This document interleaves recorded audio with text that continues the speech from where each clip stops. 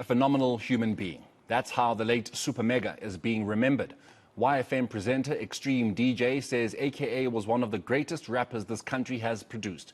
The hip-hop star was gunned down in Durban on Friday night.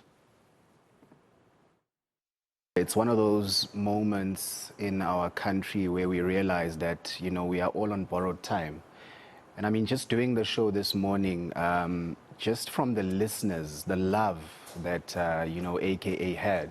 I often hear people speak about goats. And, when you're young, you know that a goat is the greatest of all time.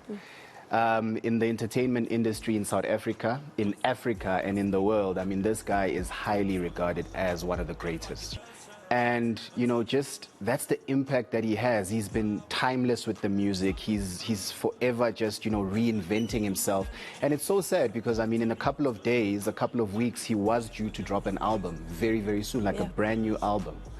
So, just his, the way he did his music, I really consider him as more than just a hip-hop artist. Like, he's just an artist all around. Like, he's a phenomenal human being.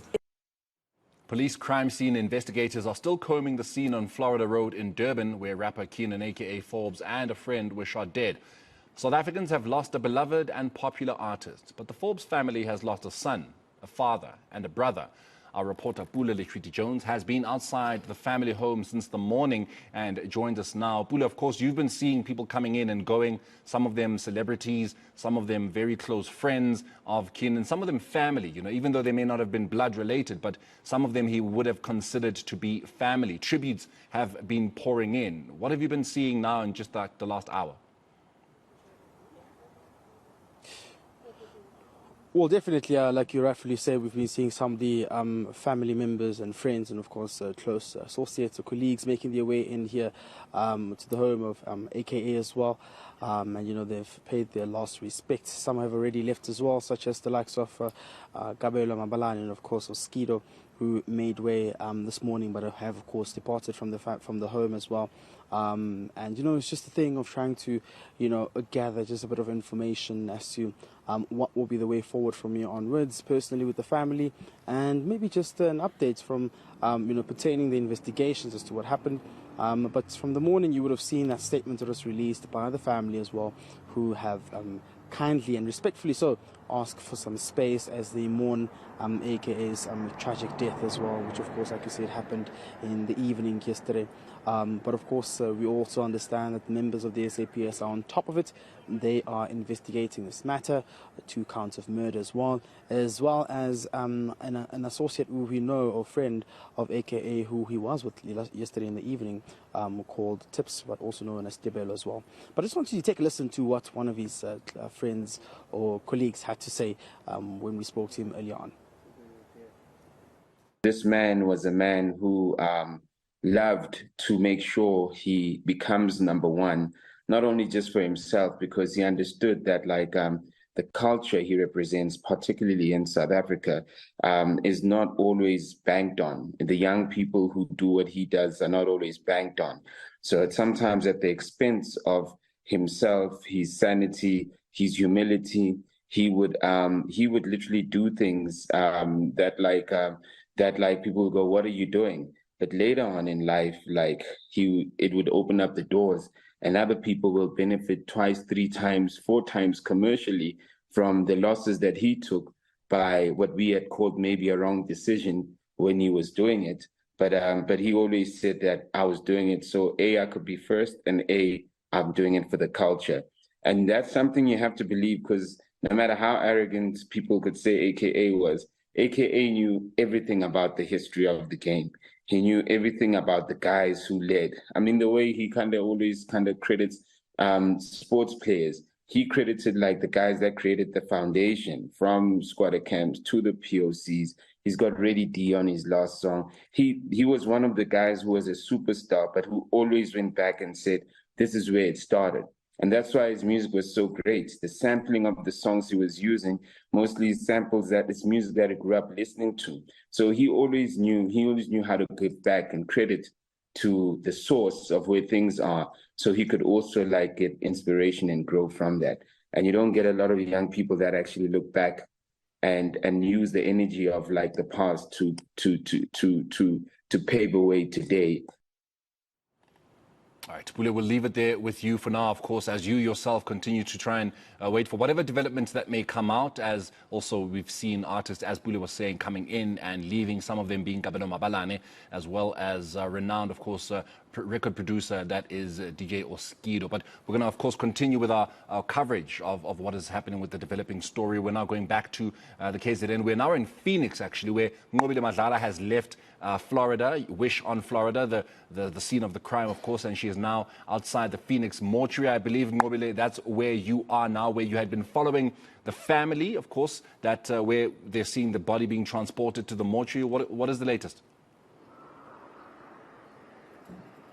Well, at this point, we have seen the family just driving in, but we do understand this is where the body of the late artist is supposed to be laying. So we've seen the family going in here, and we do understand that they are coming in, of course, to do what is expected by the family. In fact, they're now driving out, as you can see them driving out. They have already left the area, which was the restaurant. We understand that there were constant conversations that were going between the restaurant and the family, just talking about, of course, leading up to the events of the passing of the artist. Now we understand that the family had to move from that point and come to the mortuary, which we, in our understanding, of course, still yet to be confirmed, that they were coming to see the body of the late artist. We do understand that in the family car, it was a father and his brother who has come to KZN, of course, at the scene of the crime and in the mortuary. Mobile, to your understanding and perhaps your observation, how long would you say that those engagements between father and brother, as well as the Wish management, had gone on for? Because this is not something that you can just discuss in a couple of minutes and go past. There are so many answers that you would be wanting as a family, just to understand exactly security protocol in an establishment like that. Where would have the security, maybe even if there were, the security in front of the door, as you would call them, bouncers, where were they at that particular time? So how long would that conversation between the family and the establishment gone on for? Actually, it took quite a long while. It was a lot of hours because we were there from much earlier on. And I remember when we did the interview with Sifsa, and that's the time when we saw the father and the brother arriving. That was roughly on our second live that we did. And you would understand then that was much, much earlier on, around about 9ish to 10 o'clock. And only at this time have we seen the family leave the area where they were in early to come now to the mortuary. It took quite a long time, but we do understand that those talks would be very difficult. We heard from the lady that was speaking on behalf of the businesses that were involved, saying that it's been very difficult for them. She personally, knowing the artist and having been in and around his space and having worked with him, talking about how he was such a hard worker and so on. But now the family having to receive the news in the area where he was supposed to be having fun, where he was supposed to be sort of getting prepared to go to an event where he was supposed to be performing. So it's very difficult for both these parties to be able to get to these point or whatever, to the talks and sort of liaise in terms of what was happening. But we do know from the restaurants that they have already identified and said that they have handed over all that is needed to the police and that they will cooperate with the police. We did, of course, also see the police and everyone investigating, which is the crime investigating unit, going in and around that area, ensuring and talking to people that could possibly be witnesses and so on. So it's quite a long process that the family has had to go through, but also a long process that the investigation will continue to go through as people call for justice. I mean, we heard from Sifsa as well, saying that on behalf of Amatrigo, which will be the artist in KZN, and also on behalf of many artists, they feel that justice needs to be served. They need to know what really was the cause for the murder that happened, and that they wanted justice for the family, but they wanted justice also for themselves, saying that safety has become a huge priority. So it's a lot of questions that the family would want to understand, especially when it comes around safety and what what really happened leading up to the event. So that's why we understand that it took so long. But of course, the family asking that we do not ask any questions.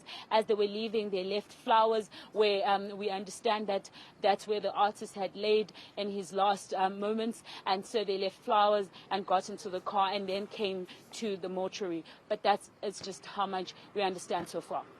You mentioned an important point in terms of the business part of things, and it wasn't just Wish that got affected. It's not just Wish, that has had to close its doors, I would imagine, or at least be losing customers.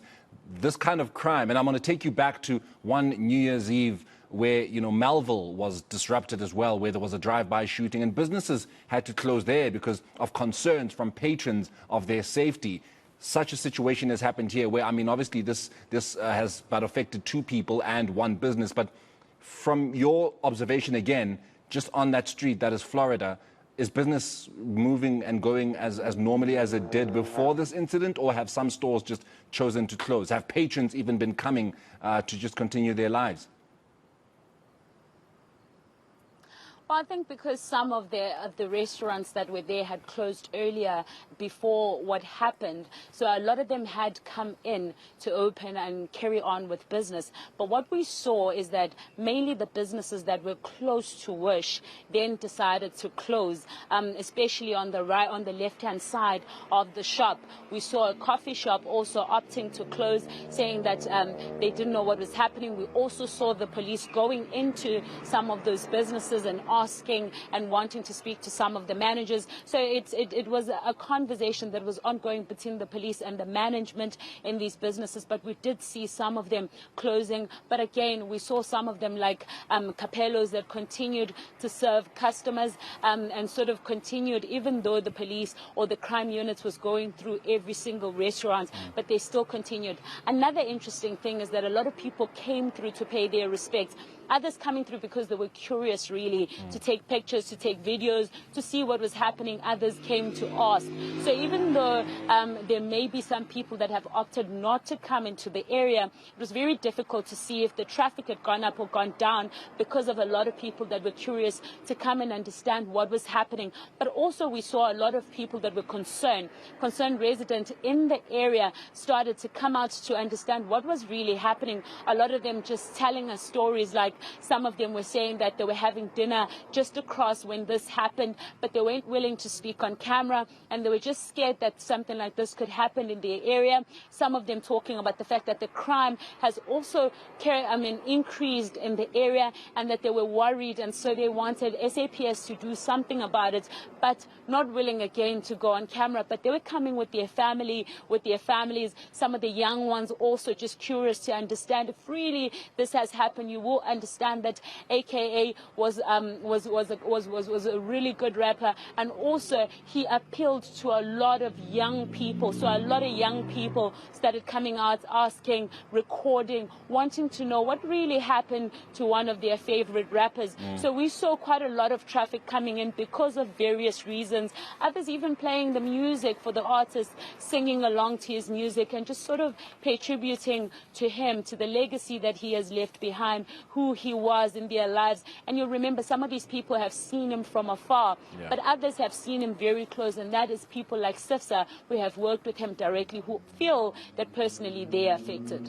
Definitely millions of people, not even just in this country, but I think around the world, will feel some type of way about the loss of AKA. Mobile, we're going to leave it there with you. Thank you very much. Of course, she is coming out of Phoenix at the moment. Outside the Phoenix mortuary, you would have seen that SUV, the black SUV, as she was speaking to us, just driving away. That was the SUV that was transporting father and brother in that car. The family just coming, of course, to the mortuary to see the body of their loved one. That is Kiernan, AKA Forbes.